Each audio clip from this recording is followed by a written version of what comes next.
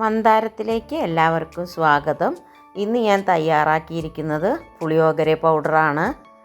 പ്രധാനമായിട്ടും നമുക്കിത് lunch box തയ്യാറാക്കാൻ വേണ്ടിയിട്ട് എളുപ്പമാണ്. അതിന് വേണ്ടിയിട്ട് ഞാൻ കുറച്ച് ഇൻഗ്രീഡിയൻസ് എടുത്തിട്ടുണ്ട്.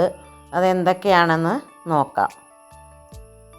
മല്ലി, ഇതുപോലെ മുഴുവനായിട്ടുള്ള മല്ലി എടുത്തിട്ടുണ്ട്.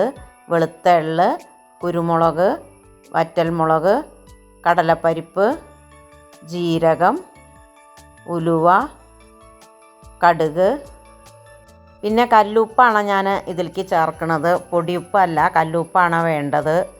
കൂടാതെ കുറച്ച് സാധനങ്ങളും കൂടി വേണം.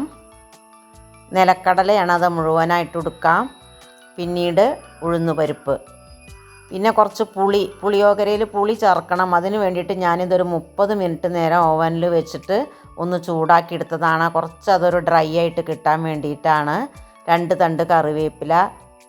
പിന്നെ ചേർക്കേണ്ടത് നമുക്ക് കായാണ്. കായത്തിൻ്റെ പൊടിയോ അല്ലെങ്കിൽ കട്ടയാണെങ്കിലോ അത് പൊടിച്ചെടുത്താൽ മതി. നമ്മളിത് പൊടിക്കണം എല്ലാം കൂടി ആ സമയത്ത് ചേർത്താൽ മതി. ഞാനിപ്പോൾ LG കായത്തിൻ്റെ പൊടിയാണ് എടുത്തിരിക്കുന്നത്. ഇനി നമുക്കിത് ഓരോന്നും കുറച്ച് ചൂട് കട്ടിയുള്ള ചീനച്ചട്ടിയിൽ തന്നെ വറുത്തെടുക്കാം. അധികം മൂപ്പുള്ള സാധനങ്ങൾ ആദ്യം ഇട്ട് കൊടുക്കാം. ഉഴുന്നുപരിപ്പ് നമുക്ക് എടുത്തത് മുഴുവനും വേണ്ട, നമുക്ക് എത്ര അളവ് വേണോ അത്രയും മതി. ഞാനെടുത്ത അളവ് മുഴുവനും ചേർക്കണില്ല. ഒരു 1.5 ടേബിൾ സ്പൂൺ ഉഴുന്നുപരിപ്പും അത്ര തന്നെ കടലപ്പരിപ്പും ചേർത്ത് കൊടുത്തിട്ടുണ്ട്. പിന്നെ ചേർത്ത് കൊടുക്കുന്നത് ഇത് കുറച്ചധികം മൂപ്പുള്ള സാധനമായതുകൊണ്ട് ഒന്ന് ചൂടായിട്ടെടുക്കണം. ചെറുതായിട്ട് ഒരു 1/4 ഭാഗത്തോളം ഇതൊന്ന് വറുത്തെടുത്താൽ എടുത്ത ശേഷമാണ് ബാക്കി വരുന്ന ഇൻഗ്രീഡിയൻസൊക്കെ ചേർത്ത് കൊടുക്കേണ്ടത്. മല്ലി ചേർക്കാം.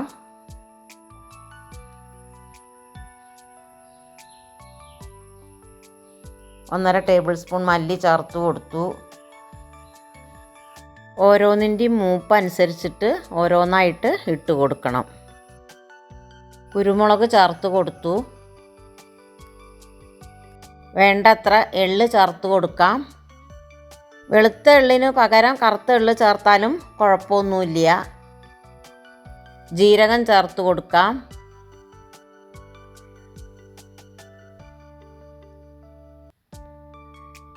അതിന് ശേഷം ഒരു 1/4 ടീസ്പൂൺ ഉലുവ.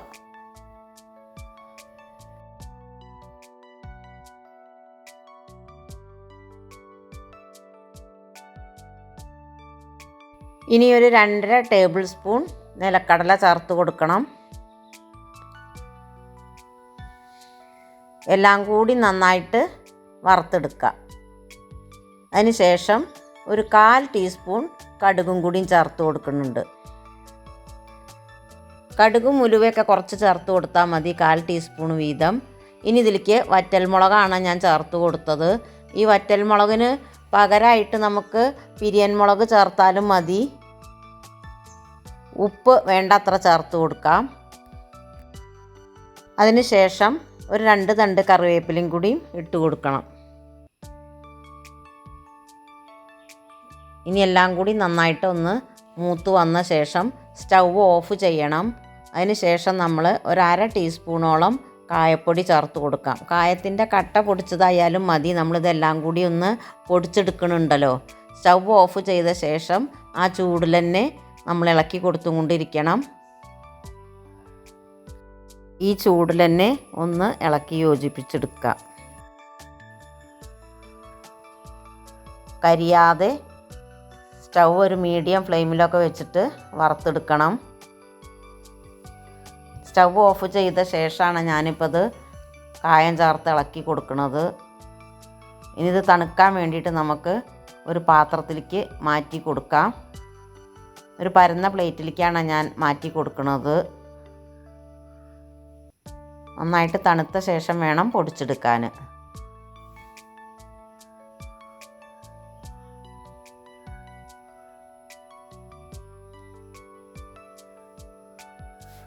ഇനി ഇത് തണുക്കുമ്പോഴേക്കും നമുക്ക് പുളി ഞാൻ പറഞ്ഞില്ലേ, ഒന്ന് ഡ്രൈ ആക്കി വെച്ചിട്ടുണ്ട്.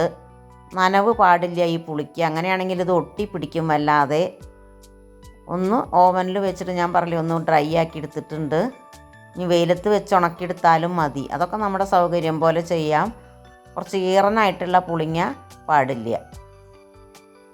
വാളൻ പുളിയാണ്. അത് കഷ്ണങ്ങളാക്കിയിട്ട് അതിൻ്റെ നാരൊക്കെ കളഞ്ഞ് അതിൻ്റെ ഉള്ളിലത്തെ കുരുവൊക്കെ നീക്കം ചെയ്ത ശേഷമാണ് ഡ്രൈ ആക്കി എടുക്കേണ്ടത്.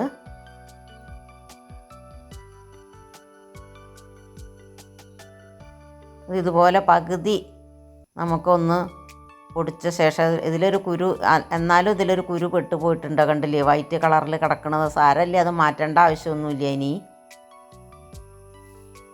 ഇനി നമുക്ക് വറുത്ത് വെച്ച ഐറ്റംസൊക്കെ ഇത് പുളിയിൽ കൂടി ചേർത്ത് കൊടുക്കാം. പുളി പകുതി നമ്മൾ ആദ്യം പൊടിച്ച ശേഷമാണ് എല്ലാം കൂടി മിക്സാക്കിയിട്ട് പൊടിച്ചെടുക്കേണ്ടത്. നന്നായിട്ട് പൊടിച്ചെടുക്കണം. എത്രത്തോളം നമുക്കിത് പൊടിച്ചെടുക്കാൻ പറ്റുമെന്ന് വിചാരിച്ചാൽ അത്രത്തോളം നമുക്കിത് പൊടിച്ചെടുക്കണം. തരിയില്ലാതെ തന്നെ പൊടിക്കണം. ഇത് പൊടിച്ചെടുത്തിട്ടുണ്ട്. ഇനി നമുക്കിതൊരു പാത്രത്തിലേക്ക് മാറ്റുക. കുറച്ചും കൂടി നമുക്ക് കാശ്മീരി മുളക് ചേർക്കുകയാണെങ്കിൽ നിറം കിട്ടും, കളറായിട്ട് കിട്ടും. പക്ഷേ ഈ പുളിയോഗര പൊതുവേ ഇതുപോലത്തെ കളറിലാണ് നമുക്ക് പാക്കറ്റിൽ വാങ്ങിക്കുകയാണെങ്കിലും കിട്ടുക. നമുക്ക് പാക്കറ്റിൽ വാങ്ങിക്കേണ്ട യാതൊരു ആവശ്യമില്ല. നല്ല ടേസ്റ്റായിട്ടുള്ള പൗഡറാണിത്. ഇത് ഞാനൊരു പ്ലേറ്റിലേക്ക് മാറ്റി.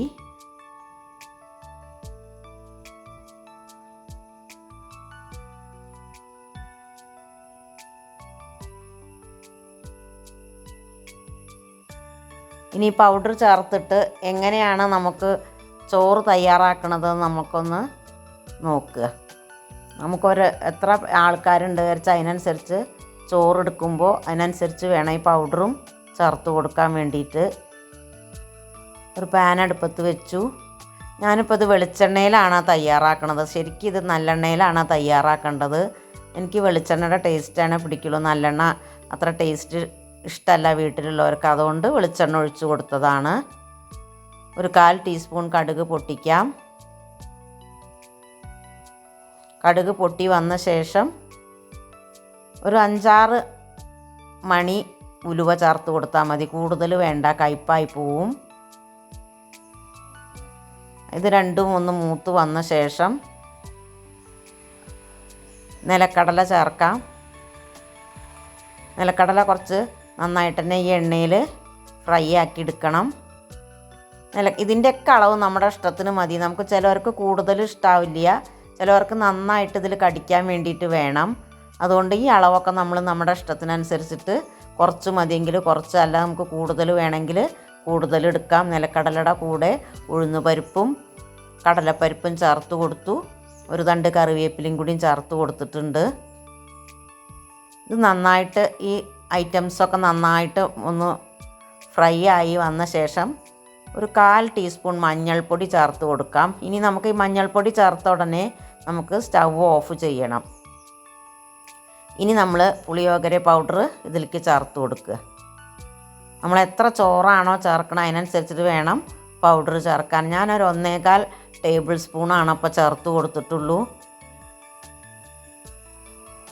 അത് നന്നായിട്ടൊന്ന് ഇളക്കി യോജിപ്പിച്ച ശേഷം ചോറ് ചേർത്ത് കൊടുക്കാം. ഏത് ചോറായാലും കുഴപ്പമില്ല. ഞാനിപ്പോൾ 2.5 ചട്ടുകം ചോറാണ് ഇതിലേക്ക് ചേർത്തിട്ടുള്ളൂ. അതുകൊണ്ടാണ് ഞാൻ 1.25 ടേബിൾ സ്പൂൺ പൊടി ചേർത്ത് കൊടുത്തത്. ചോറിൻ്റെ ക്വാണ്ടിറ്റി കൂടുന്നതിനനുസരിച്ചിട്ട് പൗഡറും ചേർത്ത് കൊടുക്കണം. ഇനി നമ്മൾ ഉപ്പ് ചേർത്തിട്ട്, കല്ലുപ്പ് ചേർത്തിട്ടാണ് ഈ പൊടി പൊടിച്ചത്. അതുകൊണ്ട് അതിനുള്ള പൊടിയുണ്ട്. പക്ഷേ നമുക്ക് ഈ ചോറിലേക്ക് കുറച്ച് കമ്മിയാണ് തോന്നുകയാണെങ്കിൽ ചോറിലേക്ക് വേണ്ട ഉപ്പ് മാത്രം ചേർത്ത് കൊടുക്കണം. ഇനി അവസാനം നമുക്ക് കായത്തിൻ്റെ ഒരു 1/4 ടീസ്പൂൺ ചേർത്ത് കൊടുക്കുക. കായത്തിൻ്റെ പൗഡർ, കല്ലല്ല, ഈ സമയത്ത് നമ്മൾ പൗഡർ തന്നെ ചേർത്ത് കൊടുക്കണം. നന്നായി ഇളക്കി യോജിപ്പിച്ചെടുക്കുക.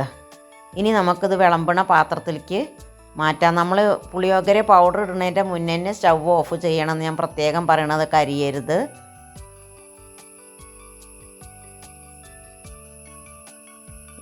നമുക്ക് മാസക്കണക്കിന് ഇത് അടച്ച് സൂക്ഷിക്കാം. ഫ്രിഡ്ജിൽ സൂക്ഷിച്ചാൽ മതി. പുറത്ത് വെക്കണം എന്നില്ല. മഴക്കാലമൊക്കെ ആകുമ്പോൾ നമുക്ക് ഈ പൊടികളും എല്ലാം പൂത്ത് പോവും. അതുകൊണ്ട് ഈ വക കാര്യങ്ങളൊക്കെ നമ്മൾ ഫ്രിഡ്ജിൽ സൂക്ഷിക്കണം. നല്ല ടേസ്റ്റി ആയിട്ടുള്ള പുളിയോഗര പൗഡറും അതുപോലെ തന്നെ ചോറും തയ്യാറാക്കി എടുത്തിട്ടുണ്ട്. എല്ലാവരും ഒന്ന് ട്രൈ ചെയ്ത് നോക്കണം. എൻ്റെ വീഡിയോ നിങ്ങൾക്കൊക്കെ ഇഷ്ടപ്പെട്ടു എന്ന് വിചാരിക്കുന്നു.